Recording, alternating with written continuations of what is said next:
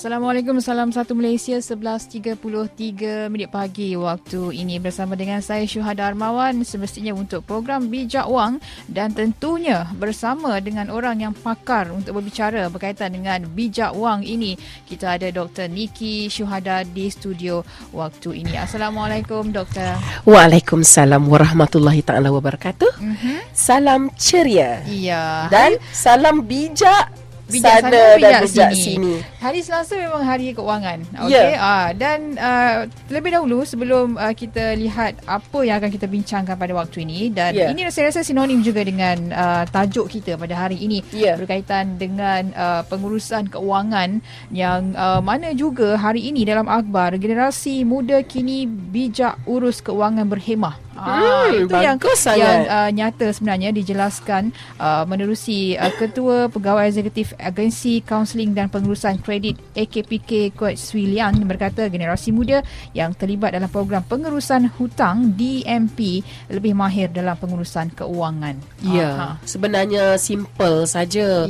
Kita kena mempunyai ilmu, ya, dan dengan ilmu yang ada itu kita dapat memastikan bahawasanya pengurusan kewangan kita itu berjalan dengan lancar.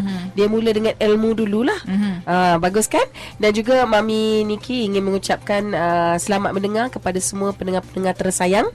Dan apabila kita dah mendengar tu, kita kena amalkan. Jadi apabila kita mengamalkan apa yang kita belajar, insya-Allah kedudukan kewangan kita akan menjadi lebih stabil. Okey, dalam kalangan generasi muda khususnya Doktor, ilmu itu sangat penting untuk mereka perolehi. Dan sekarang ini cabaran di sekeliling juga memang banyak dari segi nak beli barangnya dengan promosi itu dan ini. Pengurusan seperti yang kita sebut sebelum ini dari segi tarik duit dan sebagainya. Antara yang lain juga Doktor boleh dilakukan oleh generasi muda khususnya. Hari ini saya mempunyai sebuah buku lah di depan saya ni. Buku ni kita dah bincang minggu lepas, tapi kita tak bincang tentang buku ini. Kita hanya bagi tahu elok kalau kita membaca kerana kita mendapat ilmu daripada pembacaan kita. Dan tetamu saya minggu lepas, Encik Anwar Shuib, dia membawa buku Membina Kekayaan dengan Pengurusan Kewangan Peribadi Berkesan, yang mana ditulis oleh Profesor Madya Muhammad Jaiz, Datuk Dr. Haji Muhammad Zamri dan Cheng Po Chen. Jadi minggu ini saya ambil buku ini kerana buku ini memang boleh katakan apa yang saya dok bagi tahu selama ni. Kan? Jadi pendengar yang mungkin pertama kali dengar saya on air today, boleh masuk ke website kita bernama radio dan boleh dengar rancangan-rancangan terdahulu yang mana dia orang dah tak dengar dulu, yang terlepas, yang mana miss kan. Boleh juga masuk ke sana, download, upload dan dengar kembali. Atau boleh juga dapatkan buku ini Membina Kekayaan dengan Pengurusan Kewangan Peribadi Berkesan sebagai lagi satu resource untuk anda mendalami ilmu bagaimana menguruskan kewangan dengan baik. Dia lain membaca lain, mendengar lain mendengar, membaca semua sekali, menengok lain kali kalau ada pula kecereka ramah. Ada pula drama dia. Kita macam-macam kita boleh cuba untuk memastikan kita ni mendapat ilmunya. Jadi untuk mereka yang buat panggilan hari ni, saya akan bagikan sebuah buku ni kepada mereka. Okey, bermakna seorang pemanggil akan dapat satu buku. Okey, hari ini sahaja. Ada pemanggil bertuah lah ni. Semua akan bertuah hari ni.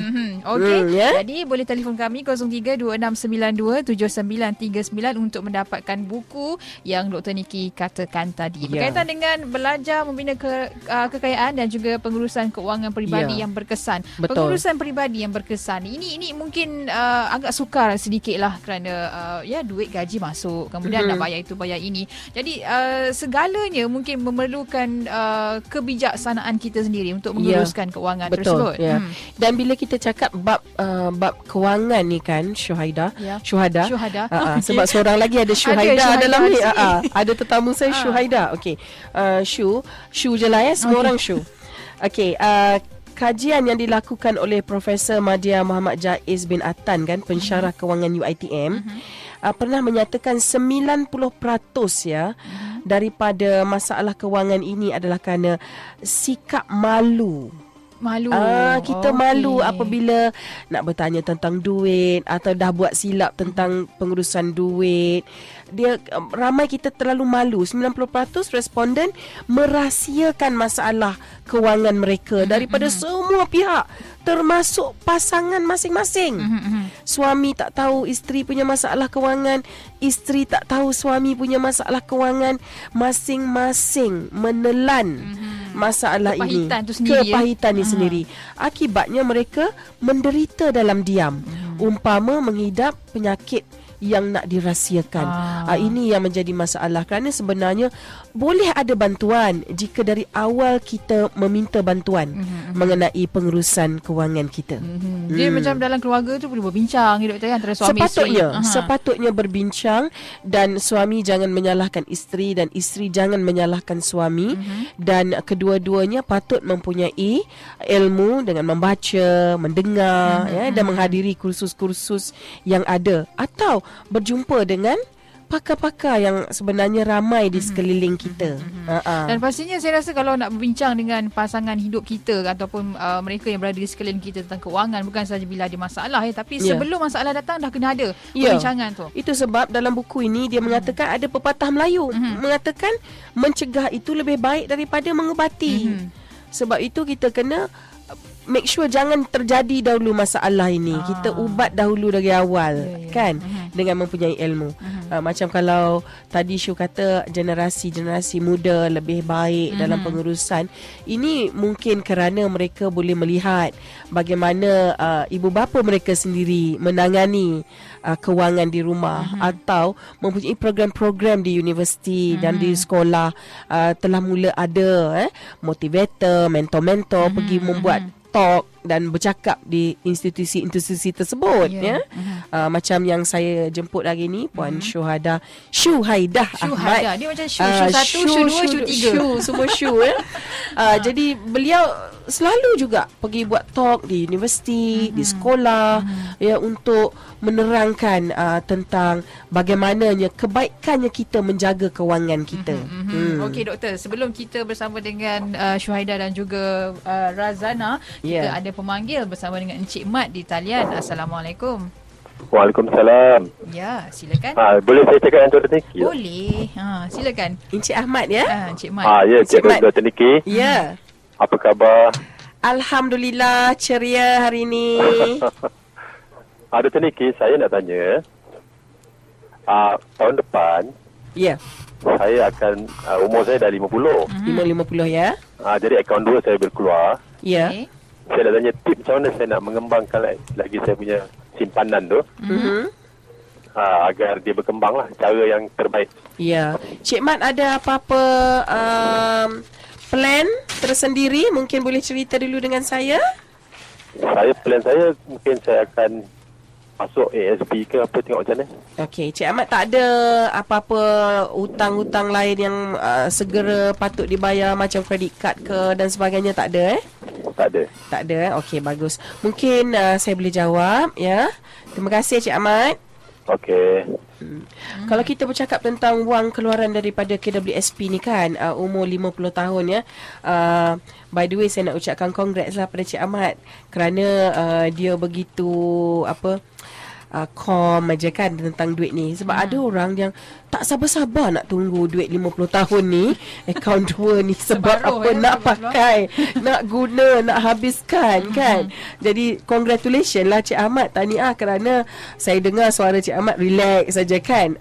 Jadi ramai orang dia menghabiskan wang daripada akaun 2 ni kan dengan tanpa planning, tak ada perancangan, suka je menunggu hari nak dapat duit untuk habiskan duit itu. Ramai yang macam gitu. Belum dapat duit ni dah belum dah tahu dah kat mana nak belanja kan.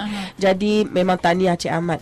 Jadi Cik Ahmad, untuk menjawab pertanyaan Cik Ahmad itu, saya perlukan beberapa soalan untuk ditanya pada Cik Ahmad dengan lebih tepat, seperti berapa yang Cik Ahmad inginkan pulangan itu, berapa lama Cik Ahmad ingin simpan duit ini setelah dikeluarkan, apa objektif Cik Ahmad untuk duit ini? Adakah untuk continue untuk persaraan selepas 65 tahun atau apa kegunaan sebenarnya?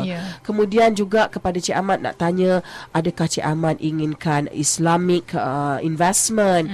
Adakah Cik Ahmad inginkan wang itu datang pulang balik monthly pada Cik Ahmad, ataupun Cik Ahmad okey untuk tinggalkan dan biarkan lagi wang ini?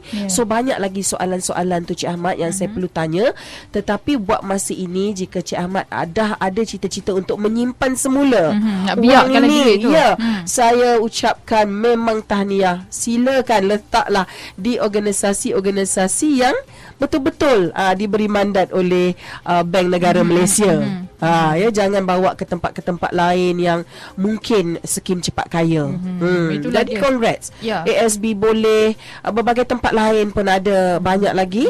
Minta Cik Ahmad berhubung dengan saya nantilah untuk lanjutkan kita memberikan jawapan yang lebih tepat kepada Cik Ahmad.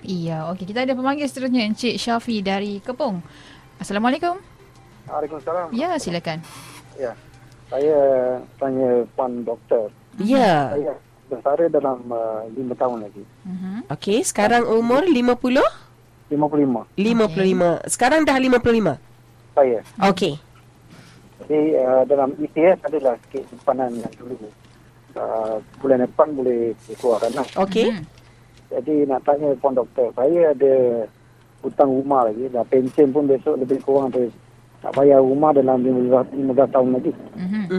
Kemudian ada kereta mungkin dalam 3 tahun lagi lah. Jadi apa yang patut saya buat dengan pension saya, dengan sedikit ETF saya yang akan saya keluarkan dalam 10,000 bulan depan, insyaAllah.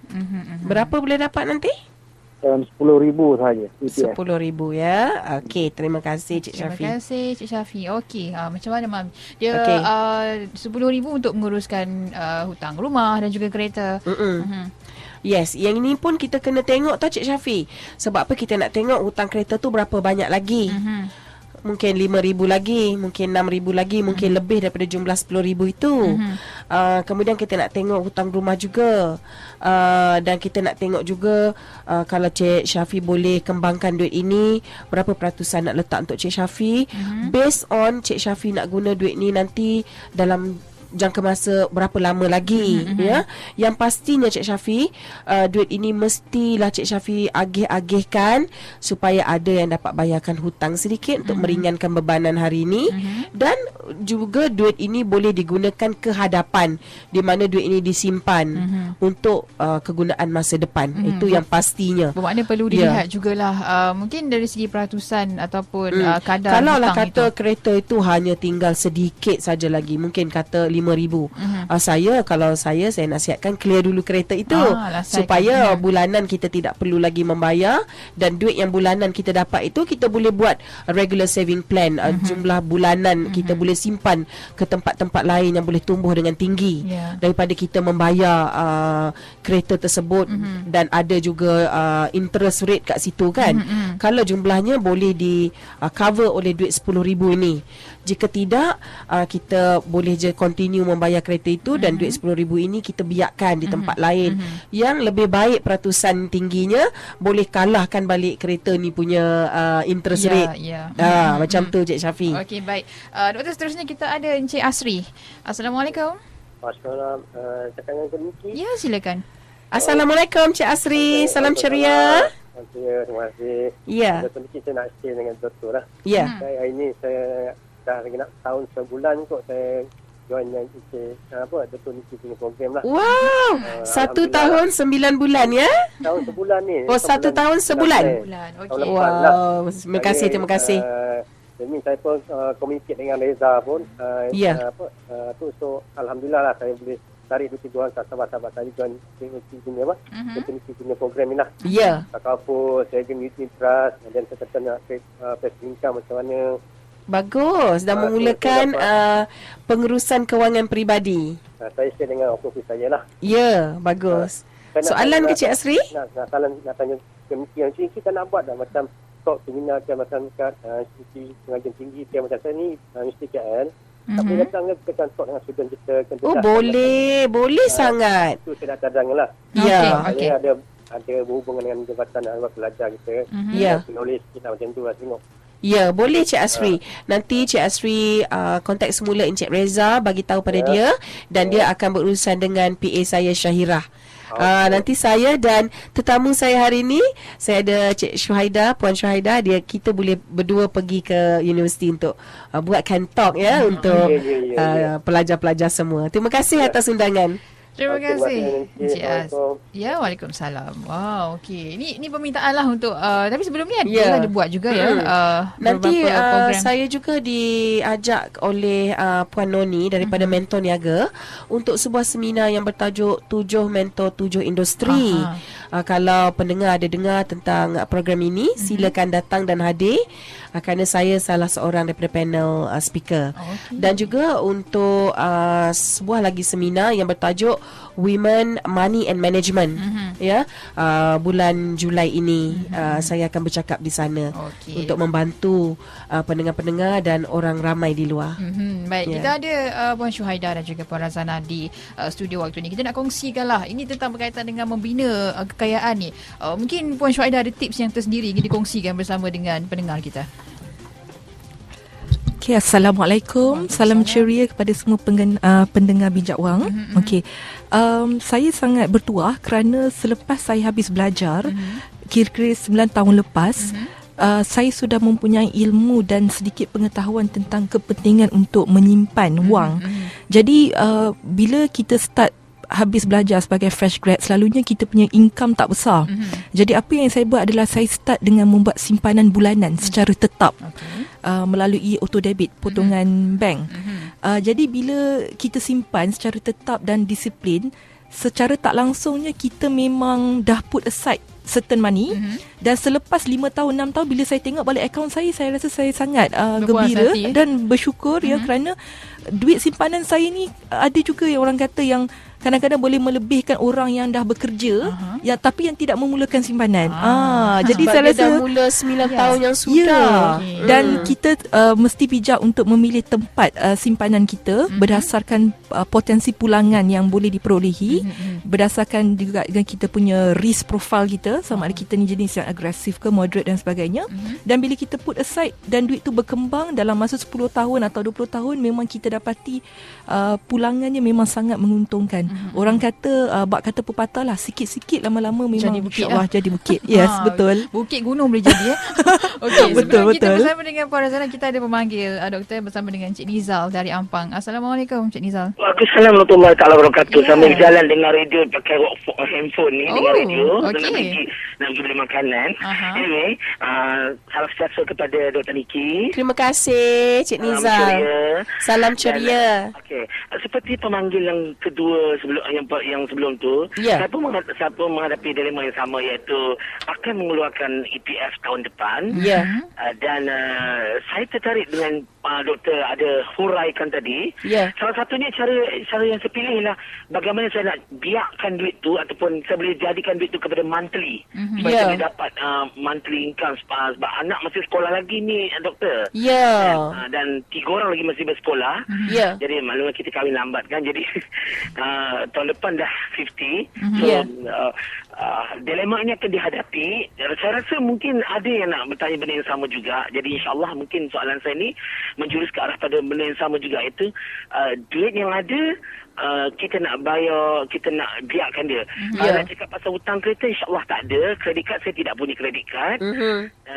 Cuma saya ada sedikit satu masalah, iaitu saya ada rumah perlu dibayar je doktor. Okey. Dan sekarang Cik Nizal masih mempunyai pendapatan sendiri kan? Masih bekerja? Saya tidak, masih bekerja dan tahun depan tu dah tak ada kerja lagi dah. Okey, ya, kemungkinan nak berniaga dan sebagainya.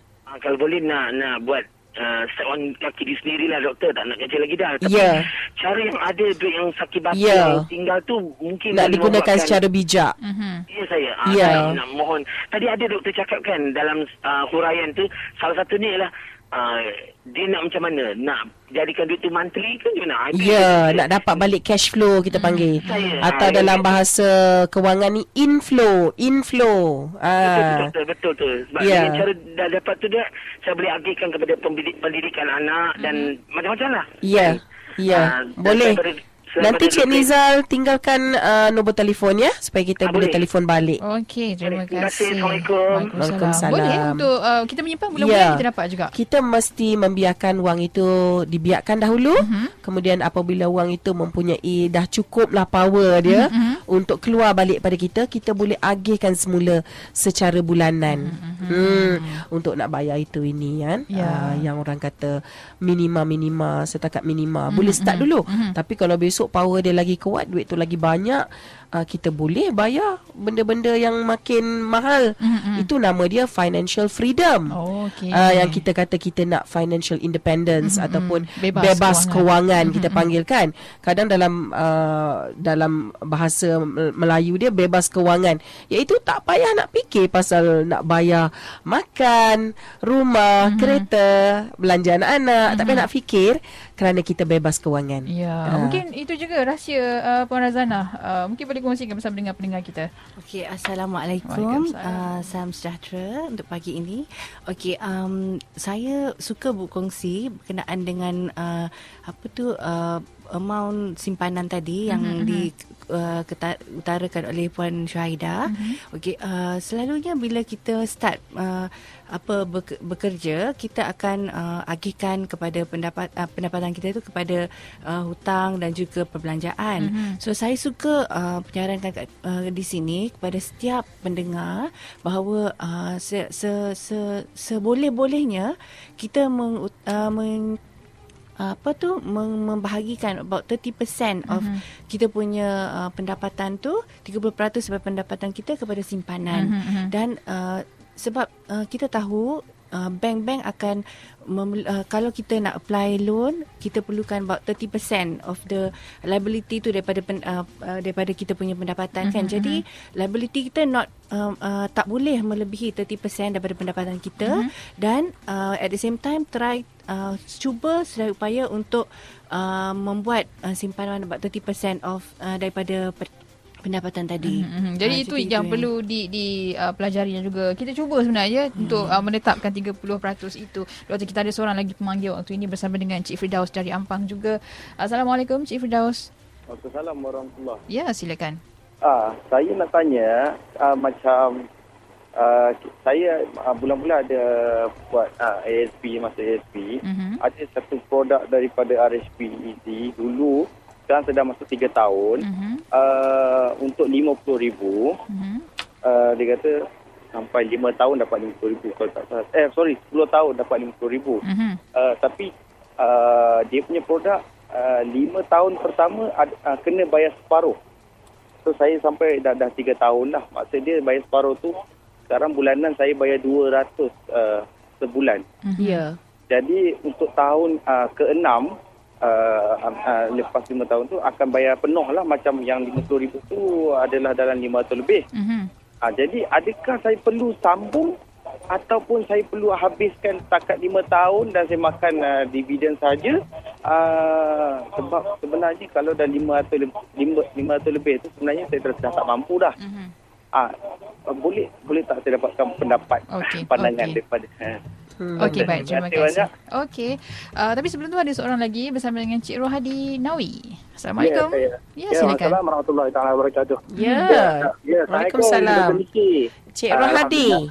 Ya, saya. Ya, salam ceria. Silakan. Ya, salam ceria. Okey, saya terlebih dahulu ucapkan terima kasihlah kepada Dr. Niki banyak memberi input-input kepada saya. Terima kasih kembali. Okey, saya nak tanya Dr. Niki. Saya ada kerja tetap. Lepas tu selepas saya kerja tetap, saya ada buat kerja sambilan itu mega. Okey, saya nak tanya, macam mana saya nak bagikan saya punya keuangan tu dengan simpanan saya, memandangkan anak saya ada 5 orang, yang 2 orang tu berasrama, yang 3 orang lagi masih sekolah rendah lah. Jadi setiap yang saya pendapatan untuk mega tu, jadi saya tak boleh balancekan saya untuk simpanan saya dengan belanja anak-anak saya. Macam mana? Kalau boleh saya nak minta Dr. Niki bagi sikit nasihat lah. Baik. Okey, terima kasih. Assalamualaikum warahmatullahi wabarakatuh. Waalaikumsalam. Tahniah kepada semua pemanggil kita hari ini akan mendapat sebuah buku Membina Kekayaan dengan Pengurusan Kewangan Peribadi Berkesan yang ditulis oleh Mr. Cheng Po Chen ya. Okey. Cik Firdaus, ASB loan tu saya kena tengok lebih lanjut. Dari yang tadi Cik Firdaus terangkan melalui yang Cik Firdaus bagi tahu tu saya kurang jelas. Saya kena calculate, buat kira-kira, tengok interest rate dia berapa dan sebagainya. Tapi dari yang saya dengar yang tadi Cik Firdaus cakap tu, kalau kata RM500 ke atas tu dah macam kurang nak boleh commit ya, tak boleh nak bayar lagi kalau selepas 3 tahun ni.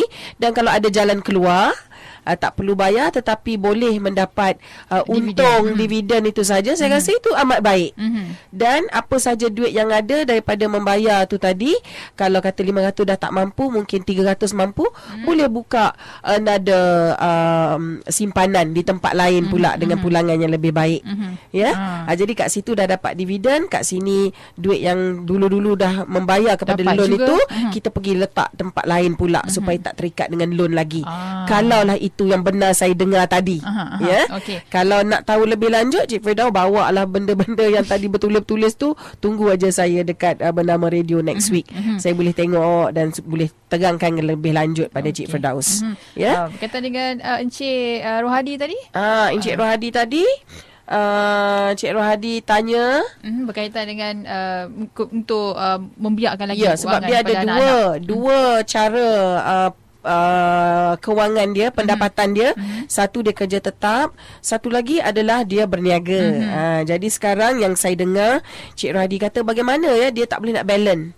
Maksud Cik Rohadi itu dia tak boleh nak balance itu mungkin kerana Cik Rohadi tidak duduk untuk, inilah topik saya hari ini, iaitu menulis kembali.